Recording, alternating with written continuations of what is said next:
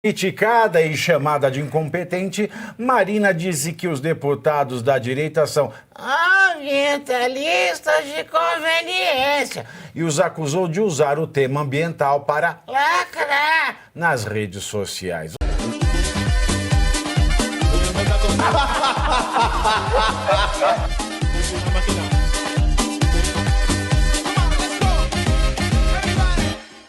A ministra do Planejamento, a Simone Tebet, afirmou ontem que o governo precisa levar a sério uma revisão estrutural dos gastos públicos. O ministro da Fazenda, Fernando Haddad, disse que o problema fiscal precisa ser enfrentado com urgência.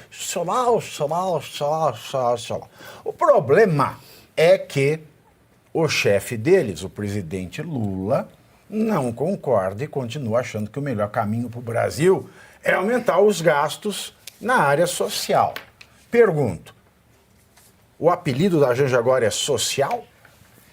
Aqui a gente explica e descomplica a economia. Pavinato, como é que você fala o presidente Lula Lelé, né? Lelé da Cuca. No caso da economia, tá Lelé da Cuca com todo respeito. Ele não está ouvindo sequer as pessoas que ele colocou lá para cuidar da economia. No caso, o Haddad e a Simone Tebet. O que os ministros estão dizendo?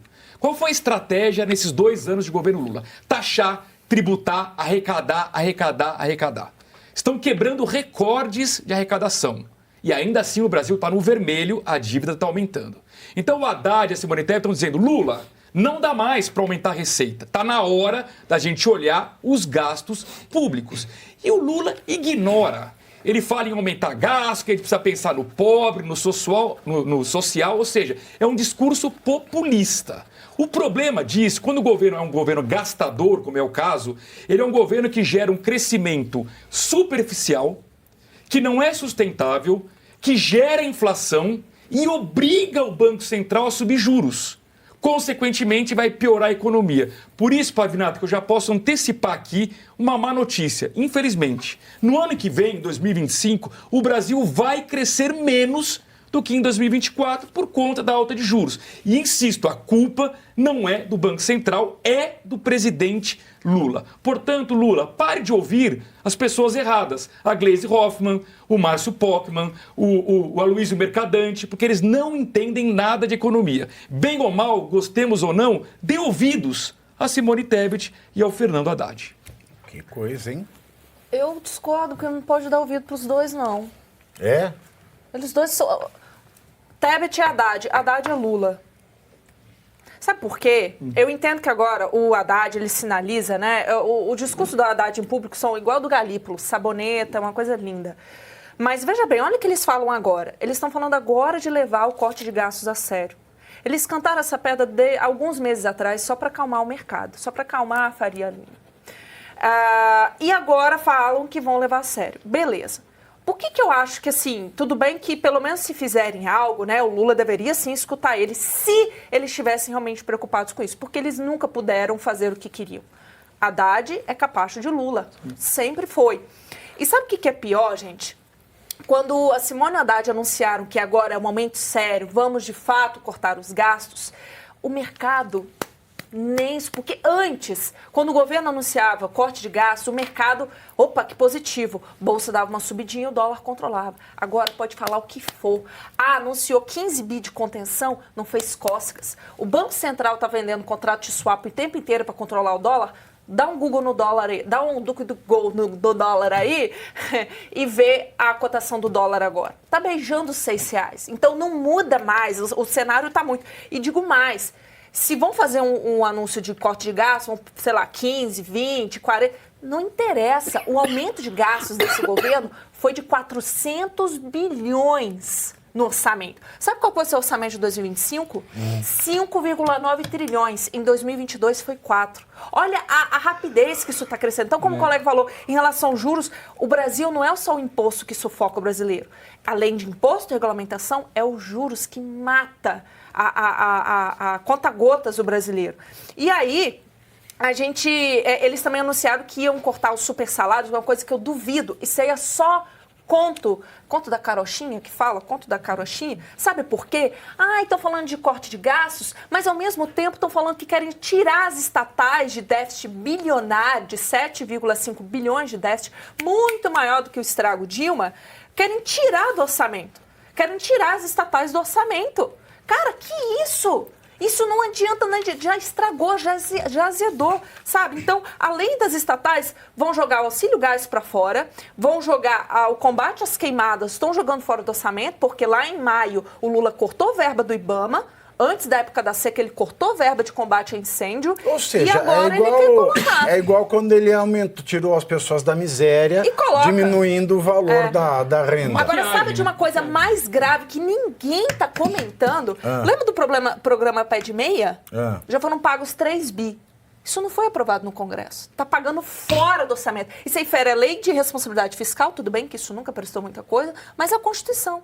Isso é pedalada. Cadê alguém fazendo alguma coisa? Nada. Tá socando dinheiro para estudante em época de eleição, pro Boulos, tá? E ninguém tá falando nada. Então, assim, como o colega mencionou, a dívida tá estourando, o déficit nominal acima de 1 trilhão, pior do que da pandemia, pior. Repitam essa frase.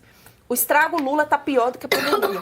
E todos os gráficos estão mostrando que Lula está mais danoso do que Dilma. Inclusive o que a gente está vendo em recuperação judicial, empresas falindo, principalmente no agro. A inflação está 4,5% agora, porque a gente ainda não viu o rebote do agro, onde o governo se vinga, né? A bancada do qual o governo quer se vingar. Então, assim, dólar está de graça. Se você acha o dólar caro hoje, pode apostar que está de graça para os próximos anos, né? Eu ainda acho que ainda tem muita gordura para queimar, mas não vai demorar muito para isso tudo explodir. Ao contrário do efeito Dilma, que foi algo assim rápido, agora está só um pouquinho mais devagar, o navio está afundando e a galera está lá em cima dançando com música alta e não percebendo nada. Nós podemos fazer um programa de economia, hein? Puteiro à brasileira. Aqui o cliente paga, mas não goza. Paga, mas não goza. Agora, deu uma baixaria no Congresso ontem. Eu fui humilhada pelo Nicolas Ferreira. Ele foi muito machista. Ele não podia ter falado daquele jeito comigo.